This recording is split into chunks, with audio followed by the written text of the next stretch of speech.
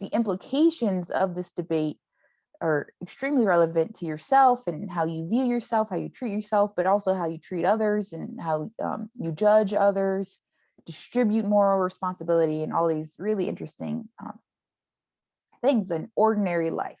So this is one of the philosophy debates that really touches on our actual lived experience.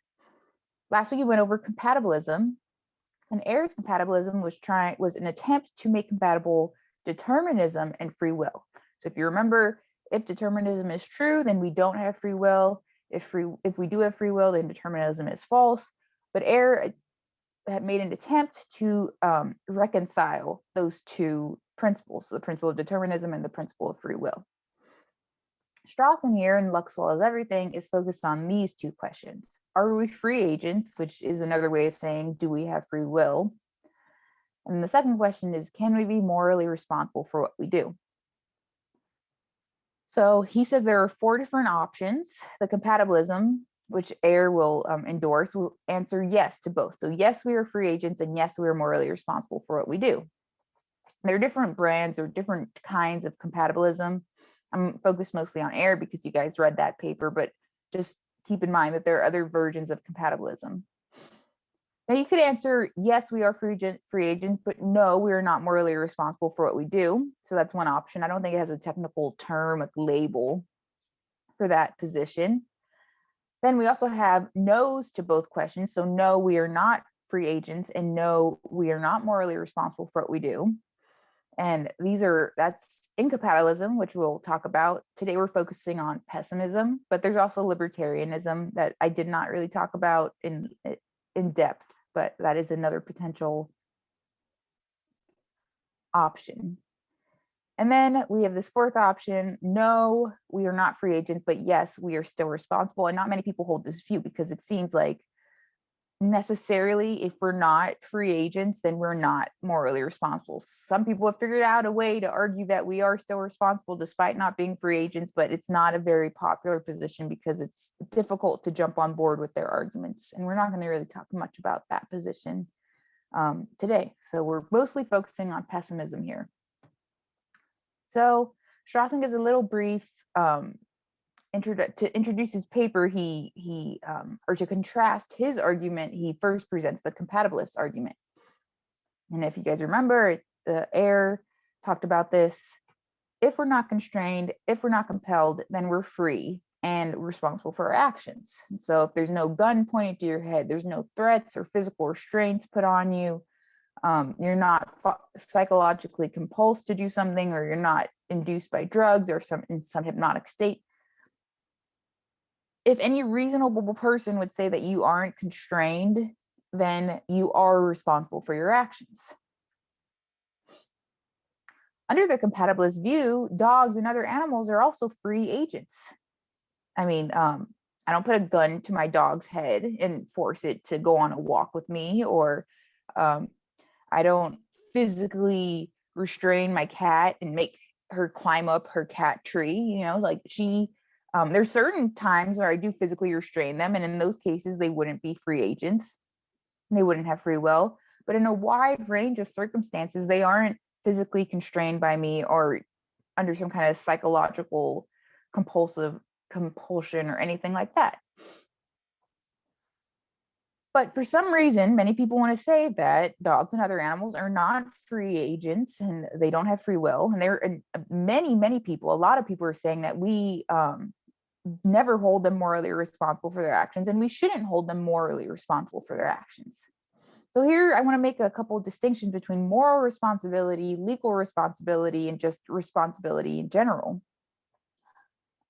I mentioned last week how responsibilities involves blame and praise. So when you are morally responsible for your actions, we can morally praise you for your actions, and we can morally blame you for your actions. But this is different than legal blame or legal praise.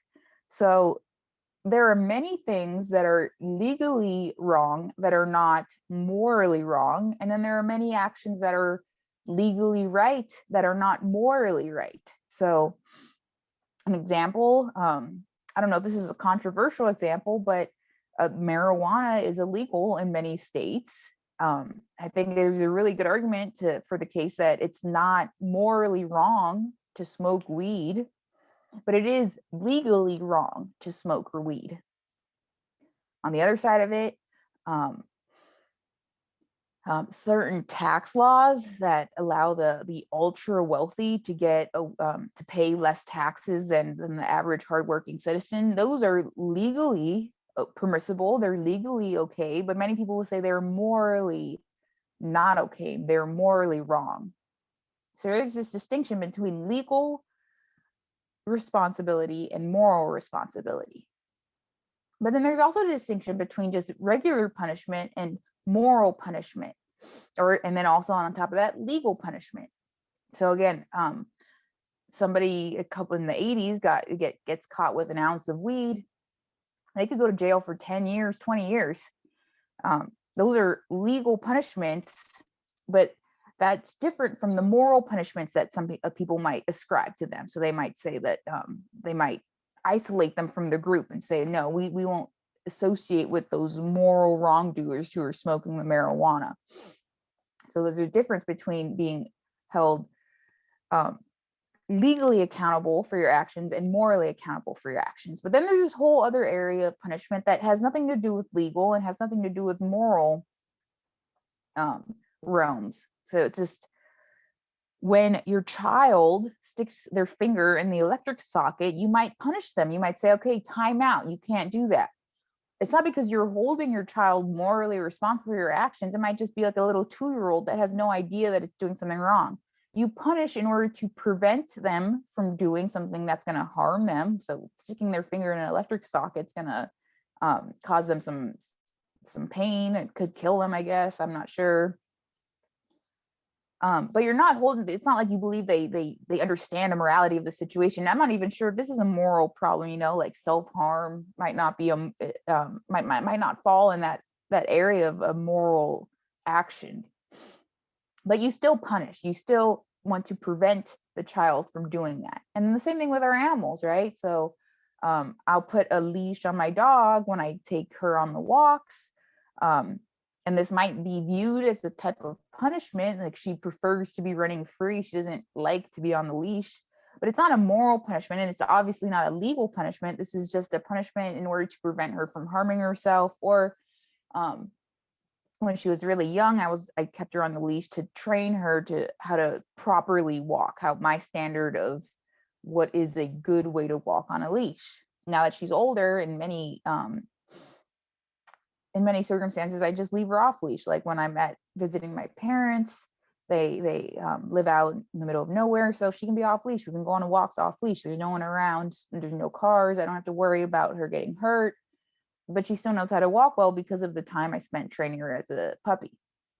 And we do the same thing with our children. So many people want to say that some moral norms are innate in our human psychology, our human cognition, but there are many moral norms that you have to teach. And you can see when you look at different cultures have different moral norms. And we have to spend time teaching young children the norms before they graduate and become moral agents, people that we actually hold accountable and we're justified in holding accountable. Back in the day, I'm not sure what year, but a while ago, we would hold animals legally responsible for their actions, but eventually we realized that it's not justified. They don't know the moral norms, and many don't have the ability to abide by our moral norms. So we shouldn't hold them morally responsible or legally responsible for their actions.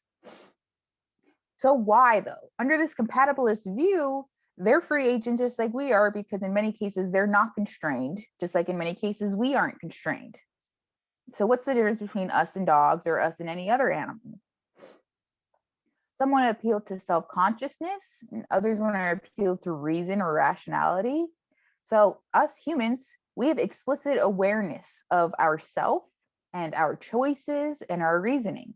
So Strawson talks about an example where it's a holiday, you have $10, you're trying to find a cake, the shops are closing, so you finally find one shop and they have one cake left and it's exactly $10, so perfect. But sitting outside of the shop is this this charity and they have a bin there collecting money.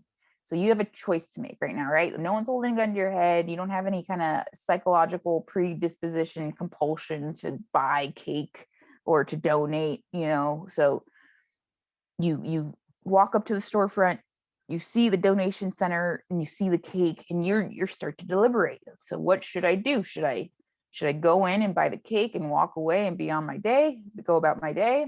Or should I give my $10 to this charity where it could benefit people who need a lot more, and I don't need the cake and they need food, shelter, clothing.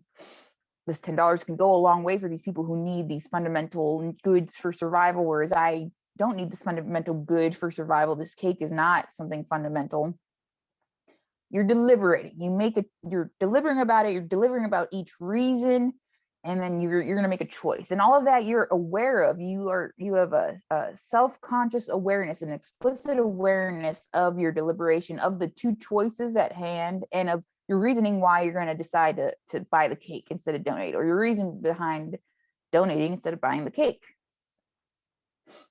And that also applies to this other thing that might just distinguish us from other animals, is that we act for explicitly moral reasons. So let's say you decide to donate the money, and like I was saying, like these people that use the money, these donations, they don't have food, they don't have shelter, and these shelter, food are things fundamental for survival. And so there's this moral norm: help people who need help, right? And so that's an explicit moral norm, an explicit moral reason for you deciding to donate the money rather than get the cake. And animals, they don't have language. Some will say they don't have any moral norms.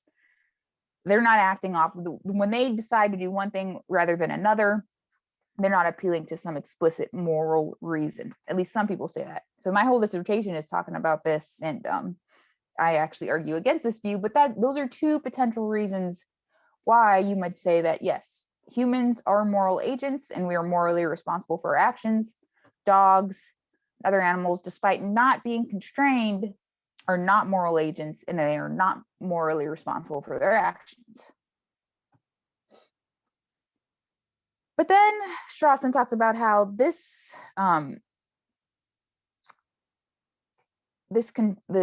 limitation, this condition for moral responsibility, for free will constraint, is arbitrary. It's not relevant to the real problem. And I talked a little bit about this at the end of last week, where I said, even Ayer talked about it too. He said that some people might want to say that this is just an arbitrary distinction that I'm making.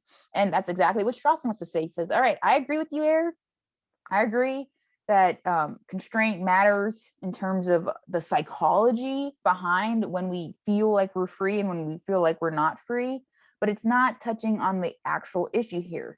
Because what matters is moral responsibility. How is one morally responsible for what one does if everything that one does is ultimately a deterministic outcome of events for whose occurrence one is in no way responsible?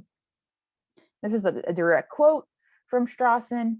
And in the next couple of slides, I'm going to go over his actual argument for the incompatibility between determinism and free will, and then therefore between free will, a lack of free will, and a lack of moral responsibility. And so he's in this pessimism camp, which is saying, no, we are not free agents, and no, we are not morally responsible for our actions. So like I said, he agrees with the compatibilists about constraint and control, but even when we're not constrained, even when we have full control over our actions, it's not enough to get us the freedom that we need for moral responsibility. And it doesn't even track our ordinary beliefs about free will. Like, we believe we have a really strong free will, that like we really believe that we are not governed by the laws of nature and the history of the universe, these previous causes. We believe we act freely all the time. And it's more than just because I'm not constrained. It's because that's how I operate in my life. That's how all of you operate in your lives. So here's the argument.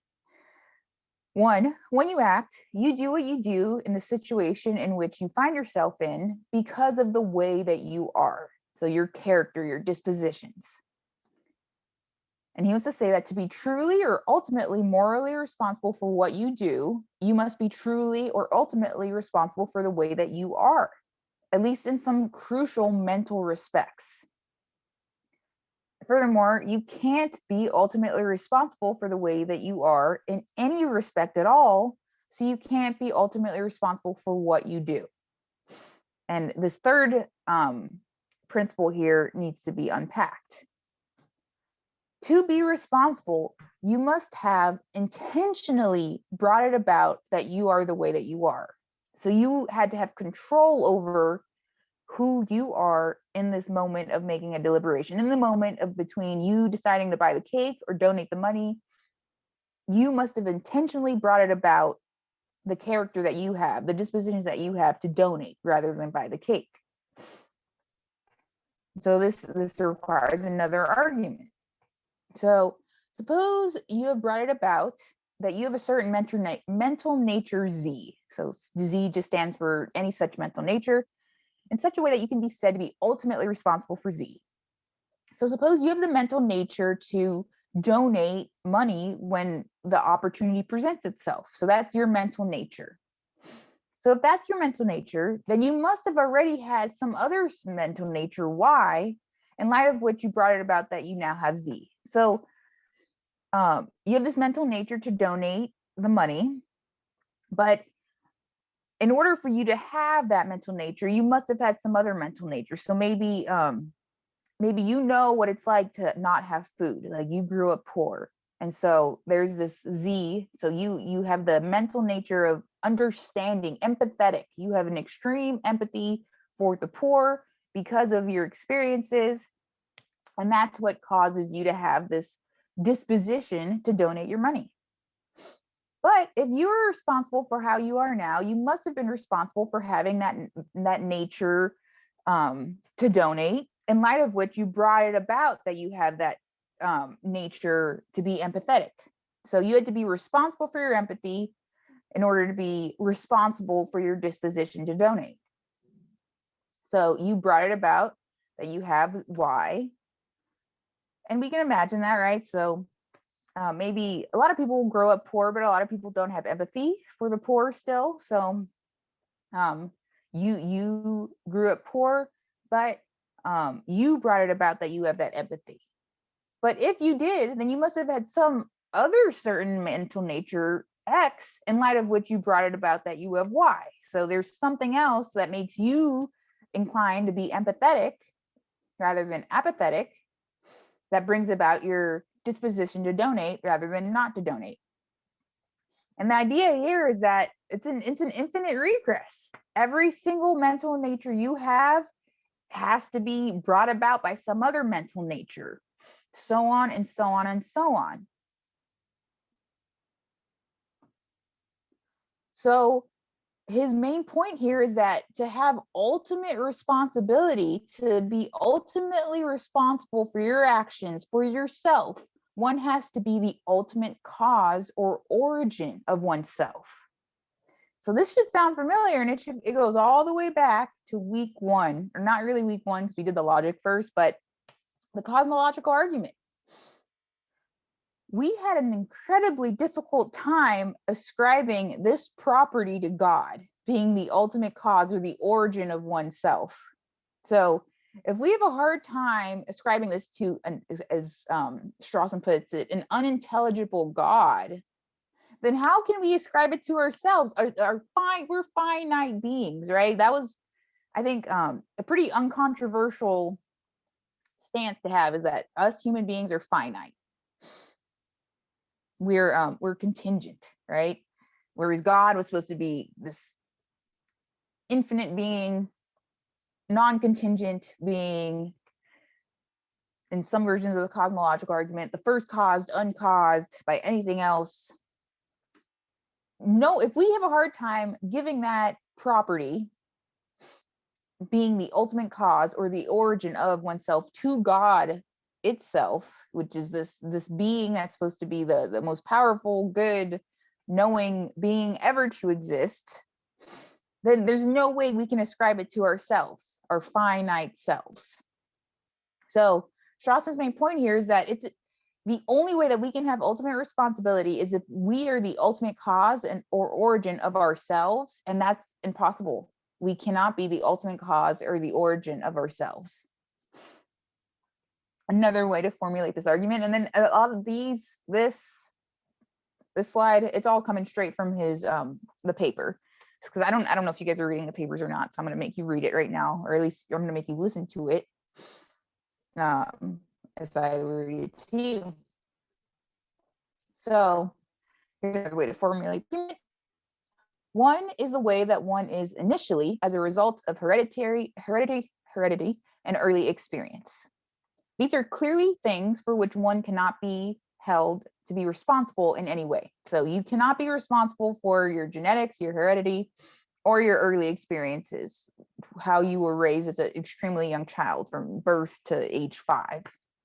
You're in no way responsible for either of those things.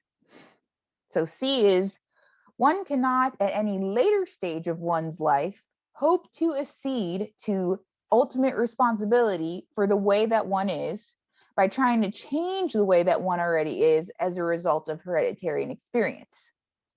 So we can try to change ourselves, but both the particular way in which one is moved to try to change oneself and the degree of one's success in one's attempt to change will be determined by how one already is as a result of your heredity and experience. So what does that mean? So we are who we are as a result of our genetics and our early experiences.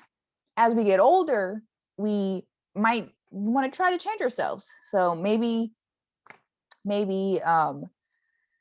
you were raised as a really selfish kid, like you're an only child and your parents just gave you everything in the entire world. And so now that you're older, you identify that you're selfish. So you're like, all right, I'm going to try to change myself because I don't want to be selfish anymore. I want to be a better person. But then Strawson's going to say that your desire to change, your desire to not be a selfish person is determined by your heredity and your early experience. And then how successful you are at actually changing yourself is also determined by your heredity and experience. Either way, it's determined by your heredity and your experience, your early experiences. So any further changes that one can bring about only after one has brought about the certain initial changes will in turn be determined via the initial changes by heredity and previous experience. So even if you're successful and you brought about so now you're not a selfish person anymore, you're selfless. You give, you donate all the time. You're extremely successful in changing the kind of character that you have. And so now you want more changes. So you stop spending all your money on video games and you donate everything that you have to charity, and you donate all your time to charity and effort and everything. All of those that you're able to bring about were all determined via those initial changes of heredity and heredity and previous experience. But he admits, he says, all right, some of the changes in the way that one is are traceable to the influence of indeterministic or random factors. So maybe the reason why you even wanted to become less selfish was because you had a random encounter with a stranger who said some really potent and moving things to you on the subway, and after that encounter you're like, all right, now I really want to be a better person. I want to be less selfish. I want to change. So that was random. You don't get to pick who you run into on the subway. It's a total random event. But he concludes, it is absurd to suppose that indeterministic or random factors for which one is in no way responsible can in themselves contribute to one's being truly or ultimately responsible for how one is.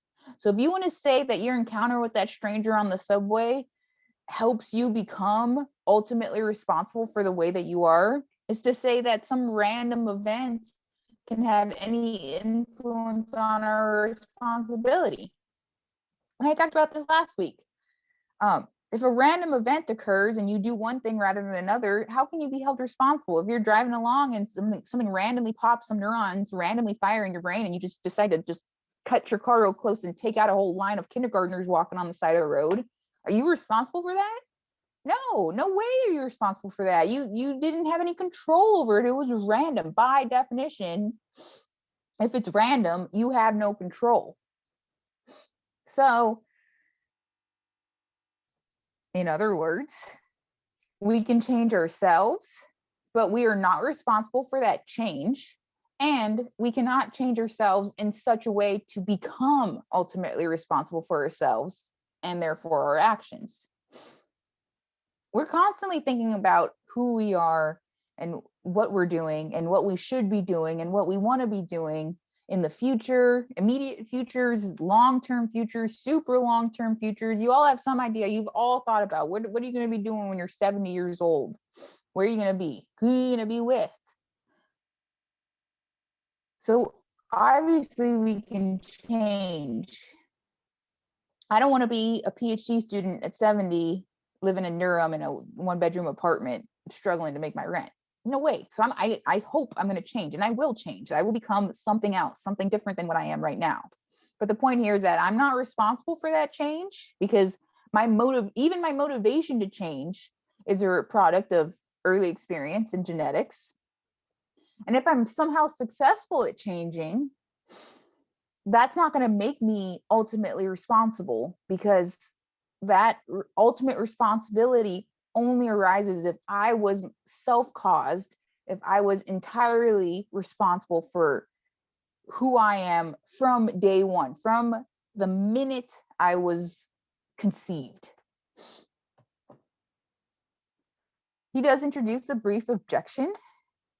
Ultimate responsibility does not matter and it doesn't make sense. So he says maybe some philosophers are going to say that this idea of ultimate responsibility is just, it's not even how we ordinarily look at responsibility. It's way too high of a standard, stringent of a criteria.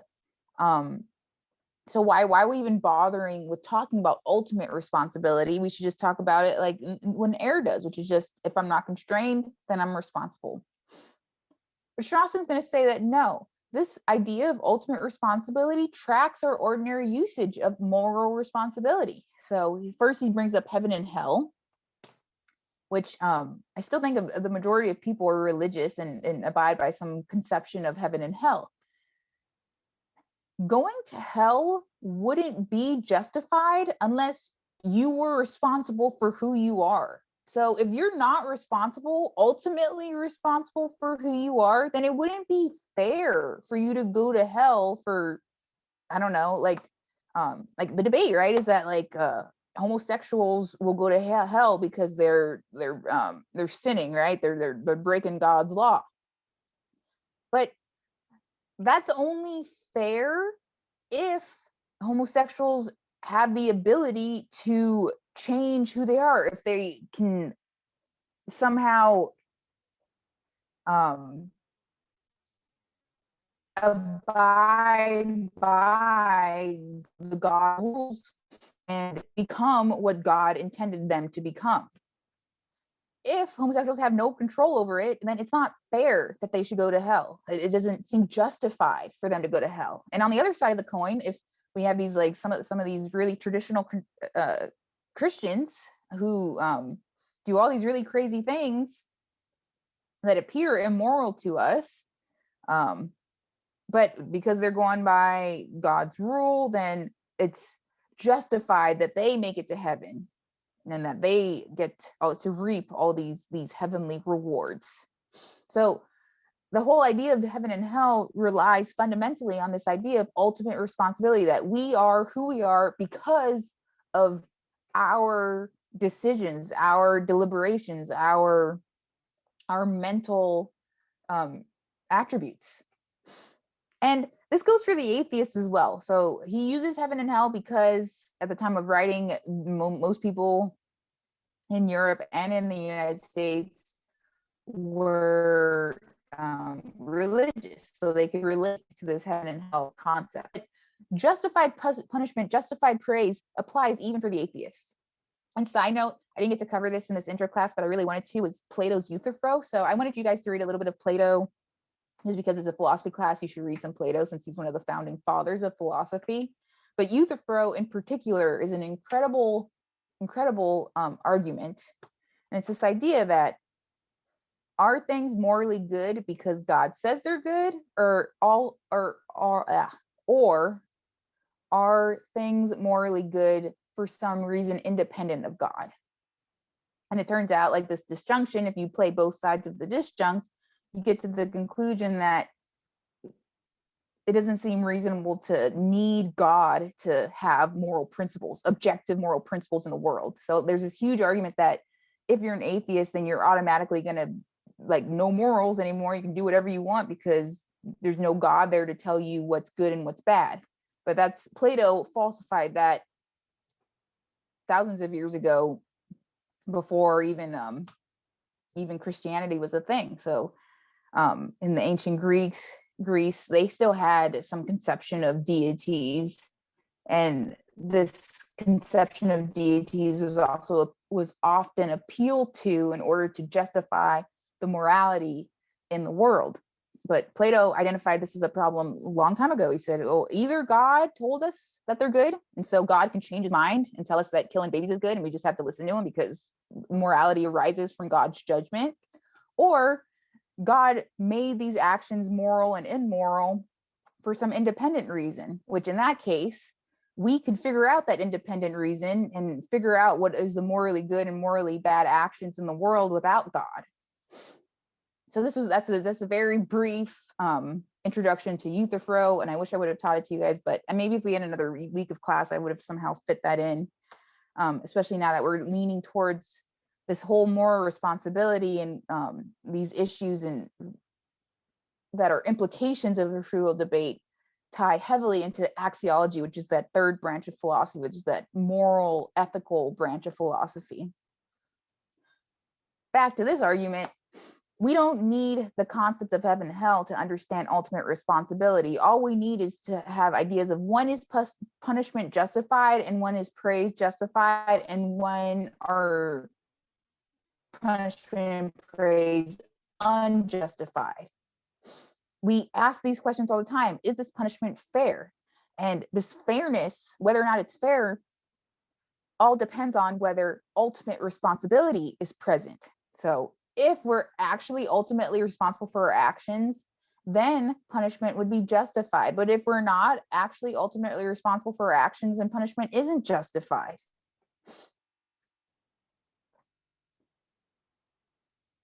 And then Strawson talks a little bit about the subjectist feelings of freedom. So even if we're pessimists, and even if I agree, determinism is true. I'm walking up to that bakery and I see that cake I really want, and I see that donation can, and now I'm deliberating. Now I'm making a decision. And I'm conscious of the two choices at hand, and I'm fully conscious of the deliberation I'm making. Even though I know determinism is true, I know I don't have free will, I know I'm not going to be morally responsible for my actions, I approach this decision as if determinism isn't true, as if I do have free will, as if I am going to be morally responsible for whatever action I decide. We are victims of our psychology. It's inescapable. That's what Strawson says. We can't escape this subjective feeling of freedom. And there are other positions out there that try to explain the subjective feeling of freedom. And so he talks about the self, but I think we can easily apply it to dualism. So dualism, we have this immaterial mind, and it's separate from the body. And maybe we want to say that all these mental attributions that we grant ourselves and others, they are our mental nature that's tied to the physical body, but we have this immaterial self, this immaterial mind, and that's separate from our mental nature or physical mental nature. And sure, we can grant that we're not responsible for our mental nature, our character, our motivations, all these other attributes, but the self is what's important, and the self is independent of these mental natures. Another quote, mental nature inclines one to do one thing rather than the other, but it does not necessitate it. So maybe dualism can save us here. Maybe dualism can give us the free will we need. And this is relevant too to the problem of evil. Remember, free will was the ultimate good that God bestowed upon us. And that is the reason why evil exists in the world. It saves theism from this huge philosophical problem of evil. So maybe the self can help us here now with free will. But the pessimist has a response, and it's this: the minute you start talking about that self, and it's even if it's separated from our mental nature, the immediate question that is brought and that should be brought up into your minds, but is brought up from the pessimist, is why is the self the way it is?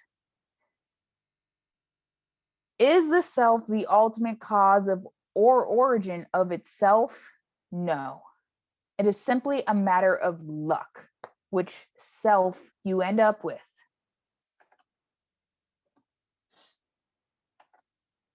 So suppose dualism is true. Suppose you have some immaterial mind and it's over and above our mental nature.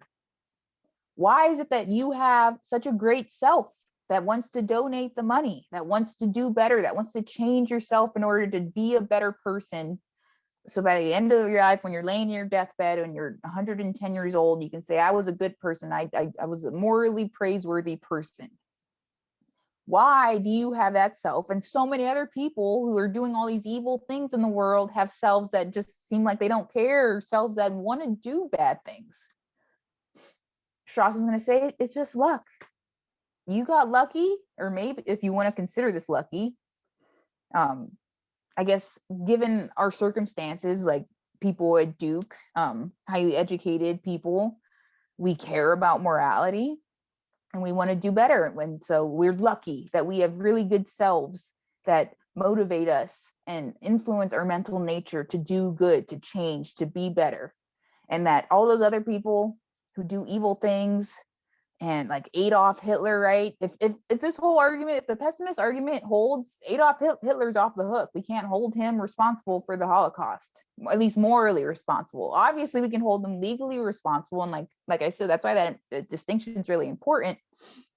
But in terms of moral responsibility, he's off the hook. All these really horrible people who have done horrible things, the rapists, the murderers, the child molesters, the animal abusers, all of these horrible people off the hook. We can't hold them morally responsible.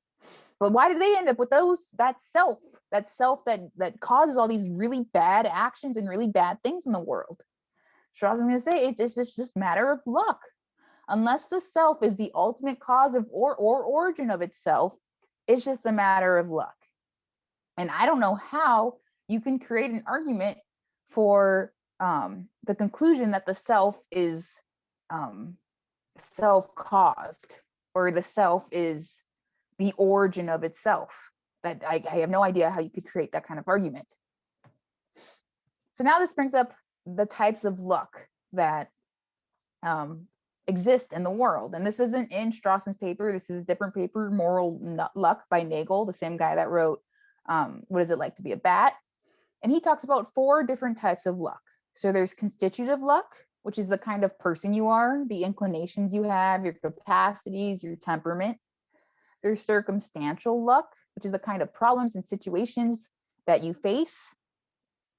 Antecedent luck, which is the history of events that brought you about. And then consequential luck, which is the way that one's actions and projects end up actually turning out.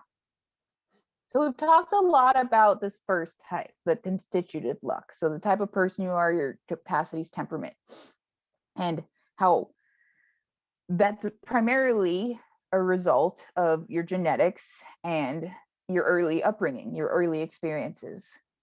But the second type of luck, circumstantial luck, also plays a huge role in the kind of person that you are. Where you were born, how wealthy you are, or in other words, how wealthy your parents are, how healthy you are, how smart you are. These are all circumstances that you face.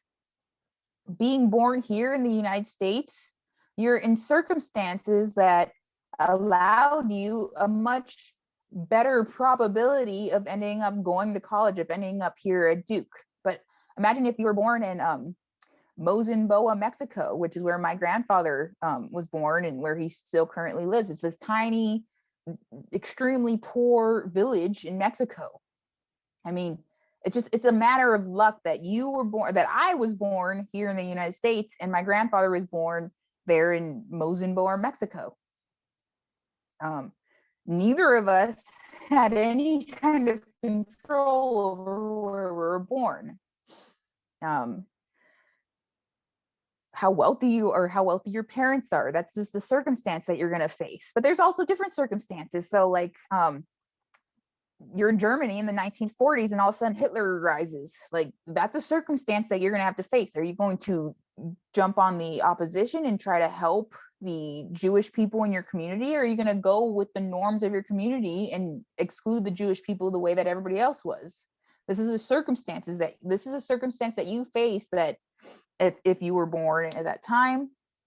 And it's just luck that you were born then and not born in Germany now, when there's no Hitler, there's no Holocaust going on. And you have to make decisions based on that circumstance. So trying to protect the Jewish people would have been incredibly dangerous and risky for you if you're a non-Jewish person, and you would have placed not only yourself but your family and your friends in a high risk situation. And this is a circumstance that you have absolutely no control over. Antecedent luck, the history of events that brought you about. So the history of your family. Like I remember, isn't this a quote for Trump? He's like, I just had a modest $1 million loan. Like that's nice, because his dad was extremely rich. And then I don't know about his dad. I don't know the history of Donald Trump, but I am assuming that there's a long line. Actually, no, his dad might have been a self-made millionaire. I'm not sure, but the fact that his dad is rich helped. It was very lucky for him, because it granted him opportunities that he ordinarily wouldn't have had. But this extends way further, to all the way to your ancestors. So whether or not I have no control over what my ancestors were doing, but what my ancestors did, serious chain of events, resulted in me. And this is all luck. Again, has absolutely no control over the history of your family, all the events that led up to, and it's not just your family, but it's the history of you, the history of the United States. But if the Holocaust wouldn't have happened, I probably would not have been born. So the Holocaust is part of this antecedent luck.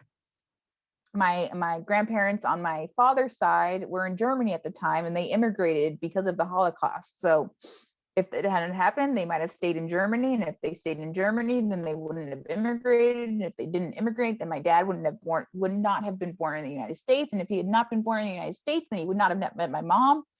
And then I would never have been born. So all of that chain of events is just luck that I exist, pure luck. And then this fourth type, consequential luck.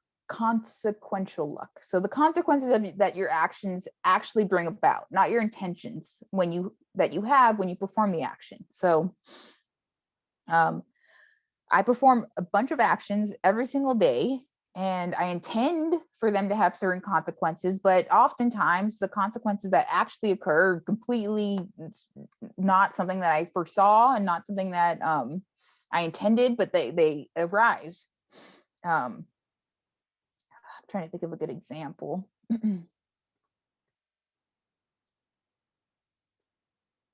Oh yeah, so like I bring my car to the mechanic, and with this I have this intention of getting the brakes fixed, and then so I bring it to this certain mechanic thinking that this mechanic's a good mechanic, and then they can fix the brakes, and they say they fix the brakes, but then in reality they don't fix the brakes. So then I'm driving along a little bit later, and then all of a sudden my brakes go out and I crash.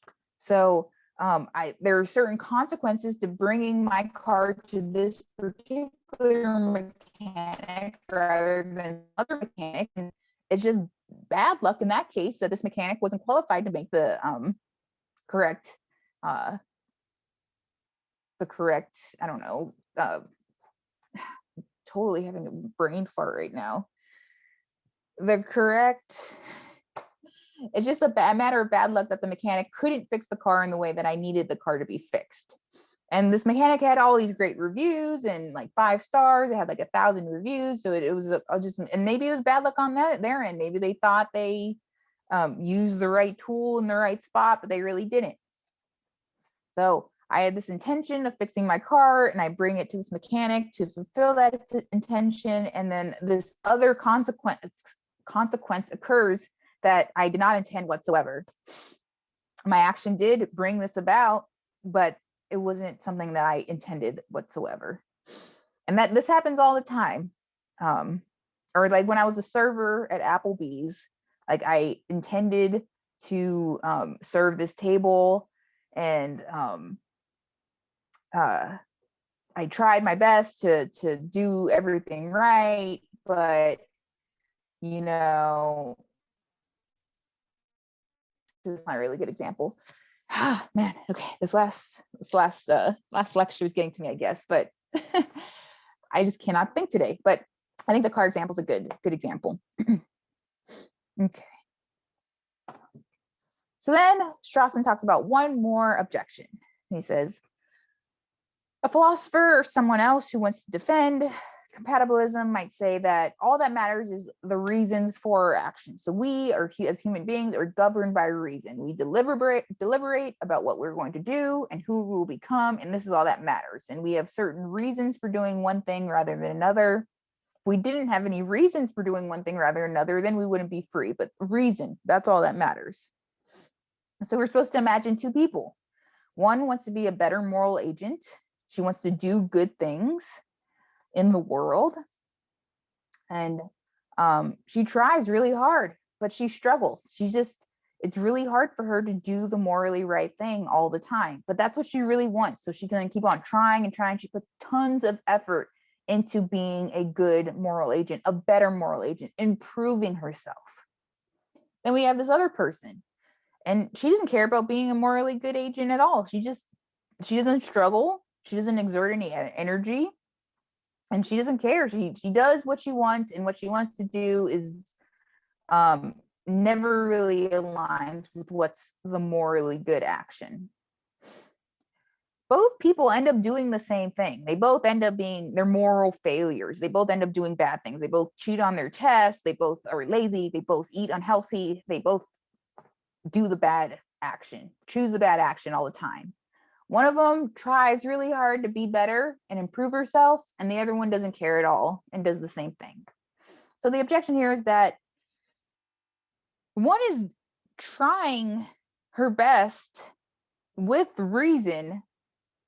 She has very good reasons to be a better person. And this effort and her deliberation and the reasons she's considering should all matter, right? Isn't the first person in this case morally praiseworthy despite not fulfilling her goals, especially compared to the second person who has no effort to expend, or she has effort to expend, but she never uses that effort. She never wastes any energy trying. She just flows on through the world without any desire to be better and any worry to be better. She's not worried at all about the type of person that she's becoming. Strawson says it doesn't matter. Luck swallows everything, because it's simply a matter of luck that the first girl has this desire to be good and the second girl doesn't. It's a character trait. Being someone who has a character of the sort that disposes you to make that sort of effort. And again, is that character trait self-caused, or are you the origin of that character trait? If Strawson's right, no, you're not. You're not responsible at all for having that character trait to expend that energy Just like the other girl's not responsible at all for not having that character trait and not expending the energy to try to be a better person. So it all ultimately comes down to luck.